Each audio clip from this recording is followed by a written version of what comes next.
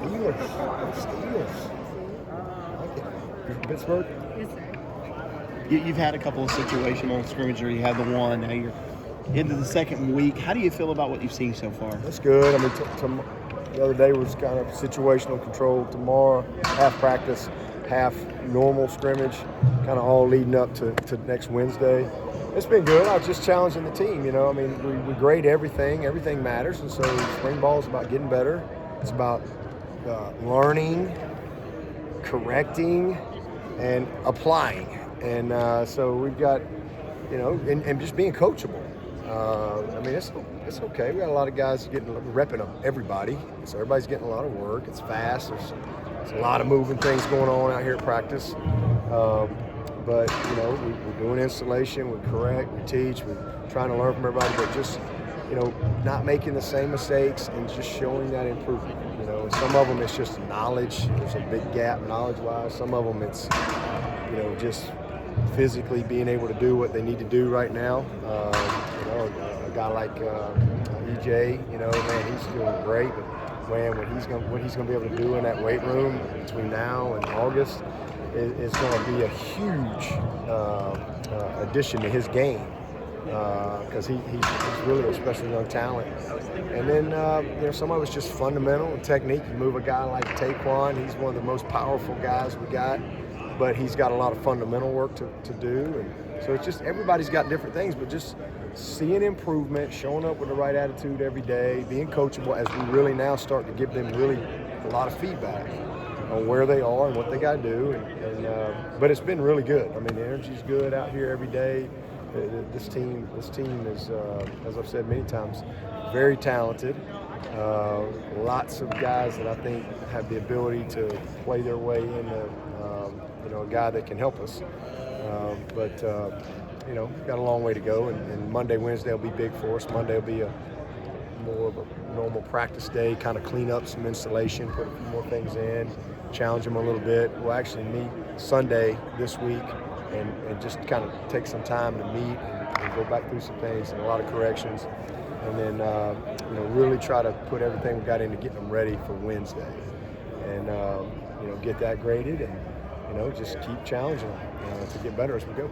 You've got a lot of new pieces on both lines. What have you seen out of those two groups? Yeah, well, our first group, offensive line-wise, is big-time thumbs up. Man, I'm super, super encouraged with those guys. And we don't even, Blake's not out here right now. I mean, he's out here, but he's not doing any live work. He's going to be a good addition for us. But, I mean, our two tackles, McFadden and Jackson, really super job. And then, you know, Bach. He's just really great. The two guys that I'm so pleased with is Cade and Putnam. Putnam has really improved from where he was. And that's just shows you what a little bit of experience will do for you. And so especially when you get a reset, you kind of go back to kind of base one and you just like, whoa, man, you just realize how far you've come. So I'm just really pleased with them. And we're our second group right now is all freshmen. I mean, it's and the defense doesn't really slow down. So it's a challenge. We got the right guys. They're kind of getting a little baptism right now, but that's just kind of comes with it. I love the guys we got. We got a lot of teaching, a lot of coaching to do, but really encouraged. You know, they're the right guys. We're not very good right now. One of the things I'm pretty sure you're looking at for some depth this year, defensive backfield. What are you seeing out there, the safeties and cornerbacks? Yeah, it was good. The D-line, just night and day from where we were last year. It's just not even close in every area. You know, just overall talent, functional depth, knowledge, experience. We're just way further along than we were this time last year. Leadership, it's just really, I'm very pleased with that group as a whole. And then, you know, I love our guys on the back end. I mean, I think it's exciting. We got the safeties have a lot to learn, and just little things, angles, and eyes on the right things. But just we got the right guys. I mean, that's all I can tell you. I mean, I think we hit on every one of those guys that we've signed. Every single one of them. Super encouraged. Landon is, I think, going to be special. Joseph Charleston, and he's a big-time talent. Ray Thornton is probably flashed as much as anybody this spring. Really impressive what I've seen with Ray Thornton. Jalen Phillips, a guy that brings a lot to the table as far as diversity with his play. Nolan obviously is out, but we know who he is. So really encouraged. We got some good, couple of depth guys behind them. Obviously, Nickens and Venables just got here, but you notice them. It's easy to notice them. Elijah Turner, move Ben Batson over there. Carson Donnelly's a walk-on, but a guy that catches your eye. I mean, we got a really good group of guys deep. A lot of special teams bodies, and then corner has been the one position we just we're a little thin just with practice guys right now. We got good guys, but hey, Fred, he's taking advantage of every rep he gets. And Booth was in a green jersey today, which is really good. So Booth's getting worked back into a little higher tempo. So I'm super encouraged about that. He feels good, and just I think he'll be a guy like Putnam.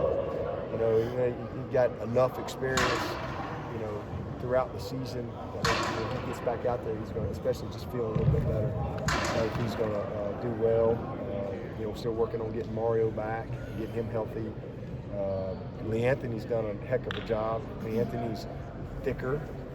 He's a little bigger and thicker, and that's been a weakness in his game. Is just size and physicality. Kind of gets pushed around a little bit. He's really worked his butt off to get stronger, to work on that weakness, give himself a little better chance to compete and get in there and help. So I mean, it's a good group, man. We got a bunch of good guys, and we get everybody healthy. We'll have a chance to have a pretty special group. DK's doing a nice job. Is there any new injuries? DK's back. Is there any new injuries? New injuries? Nothing that I recall from the other day. Coach, you've done a really good job of creating this family atmosphere, just like the family. How important is that to have a family atmosphere and bring in these new guys and make them feel Yeah, well, I don't think you can get anybody all in if you don't have that component. That's just my personal. That's like the cornerstone of all of it. It's a family atmosphere. You got to have communication, and trust, and respect. And you got to have the right vision. Everybody's got to understand it. You got to have an appreciation for each other. You got all those things in place. You get everybody all in. But it starts with that. And we've got a big reunion. We're gonna have a ball this weekend. I think we got somewhere between 175 and 200 something guys that have responded saying they're coming this weekend. And some of them got here today, and some of them are coming tonight and tomorrow. And man, it's gonna be awesome. We're gonna be out of practice tomorrow. We're gonna have tomorrow night right here. We're gonna have a big dinner for everybody. We're gonna kind of have an open mic, a little presentation. We're gonna have some fun. And, it's just really cool for me. First of all, I can't even believe I've been here long enough to have a reunion. But it is what it is. Some of these guys are like 33, 34 years old that were on that 08 team. So we took last decade and we threw that interim group in 09. And really just my message as we start the roaring 20s, as I've been calling them, as we roar into the 20s, literally, we're in a different place in 20 than we were in 10. And most of y'all that were here remember that very well. Ross was nowhere, I don't know where Ross was, but in 10, we were in a little different place as a program and, getting going than we are now. And it's important for these guys to appreciate. A lot of these guys were 6 or 7 in 2009.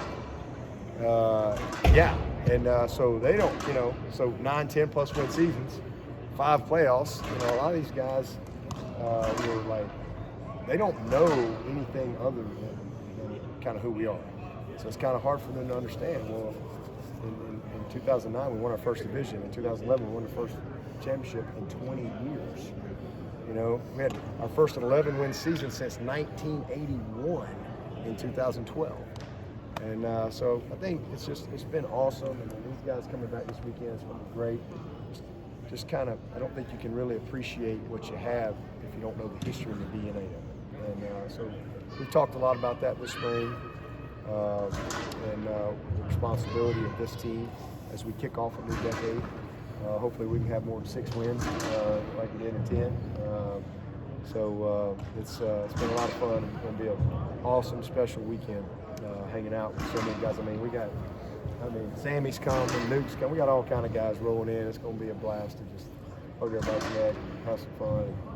And try to have a little old-fashioned Swinney team meeting tomorrow night with these guys. I'm looking forward to that. I'm watching 7 and 5, Tyson and DJ out there. Is DJ going to be able to pick up enough to push Tyson for a spot by the fall? He's going to compete, every single day. I mean, he's just a natural. It's going to be very competitive. Tyson's the same way. Tyson is a completely different guy than he was this time last year. And DJ is as advertised. He is who he is. And he's not going.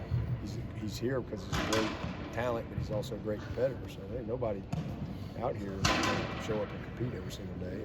And it shakes out. You're starting to see those early enrollees get more comfortable now, about several days into spring practice? Yeah, that second offensive line's swimming. They got a lot at them. It's not easy out here, but that's why we're successful, I think, because you get exposed on the practice field, and if you're a competitor and you made the right things, you'll get better. You'll figure it out, and you'll respond. Otherwise, you've got some long days ahead, because they don't change the pace or the tempo or and all that stuff. And our defensive line is just a little deeper right now with more knowledgeable guys. Our second group is just flipped. Our second group, defensive line-wise, they're much more knowledgeable than our second offensive line. Same thing at linebacker. So it's been a little challenge for them, but they're plugging along, man, getting better. It's just a process you got to go through. You mentioned E.J. Williams earlier. Who are some other guys in the wide receiver group in that second tier that might be pressing the first-tier guys? Man, all those guys are better. I mean, Joe and Frank, first of all, are just as I thought they would be. I thought they both had some moments last year. Obviously, Frank missed all of camp, with his foot and was hurt, and he literally got back game week. And that really kind of set him back, took him a little while to kind of get better. He had some moments and learned, had some great days in practice and things like that. He looks like a different guy. I love what I've seen out of him. And then Joe is just, he made big plays all year. And physically, he's pretty special. And mentally, he's really caught up. And technically and fundamentally, he's made a huge step. So pleased with him. Spector, I think, has got a chance to be just a super player. I think he's going to have an unbelievable career. He's got 4 years to go, and I think he can be one of those guys that can really do some great things. Amari looks awesome, especially without the brace. He's just confident. He's flying around. So pretty pleased with him. Cornell is probably having his best practices. I think he's leading us right now in catches, and so he's doing a nice job this morning. EJ is just a great young talent. He really is. And then Will Swinney and Will Brown, just two guys you just know exactly what you got with them. And then they can play if given the opportunity and can get the job done for us. But just love what they're all about. And that's what the young guys behind them that are getting better too. So we got a good group, a really good group. And Isaiah and Dorian, you had those rare guys who can stay on the field regardless of the situation. You have what you think, any type of sort of talents like that? Don't know yet. We didn't know that with Dorian or Isaiah either. Sometimes it just takes a little while. I think we got a lot of candidates that we got to figure out. How it all is going to work. But Mike Jones is probably one of the bright spots of camp. Just looks different. In every area. His way he moves, his confidence, his awareness. He's playing really fast. It's where he's supposed to be. His anticipation of everything. He's a big time thumbs up guy. After 7 days, 6 days, whatever they were, 6 days, 7. He's high. Stock is way up on him. He's really done a nice job. But we just got, Simpson is a young guy that's trying to figure it out. He's playing out there and he can move. So we just got a lot of guys who've got to navigate, and that's part of our job this spring too, is we, kind of figure some of these guys out. But right now I don't see an Isaiah Simmons. But again, I didn't see him early either. We had a long way to go with him and Dorian. With Dorian, I don't think when he started, 4th year, redshirt junior. Took him a little while to kind of become that. But I think we got plenty of talent, and we'll figure it out. That's what we do. But ultimately, no matter what, I think we're going to have to get that third corner guy. think that's an area we can get better, a little bit better as a team, and have a true third corner guy that can get in there and play something like we did with Ryan Carter and some of that. And we really didn't feel like we had that last year, and we really didn't have to. But I think that's an area, you know. But right now we're trying to get a second corner. everybody's we got a mash unit going on, so they're just kind of all nagging around, but we'll get there. Dabo, you don't encourage or want a lot of cussing out here. Why do you think that's an important thing in building the character these guys are being part of the program? I mean, I just think that it's the right thing to do. That's what I think. When was the last time you cussed in the non-biblical sense? Oh, shoot. Probably yesterday. I mean, I try to keep, you know, there's 3 in the Bible, I think. I try to stick to those. You know, I don't know if it's ass in the Bible. I don't know. Yes, it is. Is it in there? Hell damn an ass. So try to stick to those as much as possible. But, you know, I am human, and I can have my moments, but I try not to. And we really try. We really do. We try to set a good example, and our players, you know, try. And occasionally, you know, they'll just call them out. You say, hey, we don't need that, you know, and then they, oh my bad, you know. Just try to make them think about it. Just try to articulate yourself a little bit better without, you know, some of that. If we can. I just think it's the right thing to do. Really, to be honest with you. Trying to make better men. What's your assessment so far of Tyler and the job he's doing with the wide receivers this first year? He's awesome. He's awesome. Like I said, there's never ever been a guy more prepared to be the receiver coach at Clemson for Coach Swinney than Tyler Grisham. So he's been awesome. I mean, it's really me out there. I love him. I'm having a lot of fun with him. I crash his meetings and been having some fun, man. But he's just so energetic and passionate and enthusiastic. And he's just so knowledgeable. I mean, he obviously knows me inside and out. And, you know, I want to do things, and he's tough. He's tough. Head coach someday? Tyler? Yeah. Oh, certainly. He's definitely got, you know, the makings of that. He's got the right stuff. A lot of guys on our staff have that. But he's a great young coach. Kind of in your reunion in Tyler, and a question me and some of the guys were talking about back earlier before we got out here. Who do you think is your best under the radar Alabama recruit from your history that you've brought through the program? Ooh, best Alabama recruit. I love all my Bama. We call them Bama boys. So that goes back to J50, Jock McKissick. That's what he used to be like. He was one of the ones we were talking about. Yeah, I love J50. He had that long interception against South Carolina. I think that might be the longest touchdown still by D. Lyman. 82 yards. Yeah, and it was also the longest play ever, like 10 seconds to get down there 82 yards. He's got 2 records. I don't know why nobody called him, but God, Grisham would be right there. Grisham had one offer, me. He had no offers, and I mean, y'all have been around. I mean, he was a great player. He lasted 4 years. He got vested in the NFL, and I mean, he had one offer. So I mean, he was pretty good. Antoine McClain was a heck of a player for us. And J50 was, I guess he was my first Alabama guy.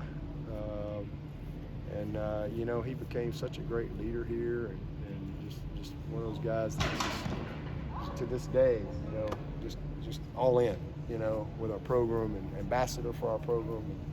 So we've had a bunch of guys. Obviously Ross, Ray, EJ, 3 guys right there, the 3 amigos from the same school. They're all super talented. Probably forgetting somebody. TJ. That's one we're all talking about. TJ out of Sylacauga. I didn't even know who he was.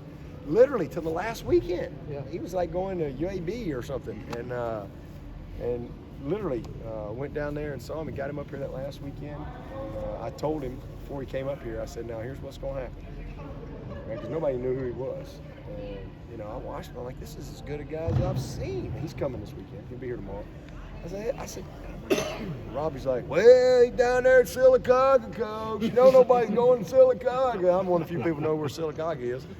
And so, shoot, I told him over there he could play, you know, and because he played like, you know, high safety, and they ran the option, and he was just probably a hard guy to evaluate. But when you really looked at him, you go, whoa. and we didn't really know what he was, and he actually wanted to play wide out, and we had him there the first year at wide out, and I'm like, you know, you can be okay, but you ain't gonna play the next level. So if you want to play the next level, you need to move.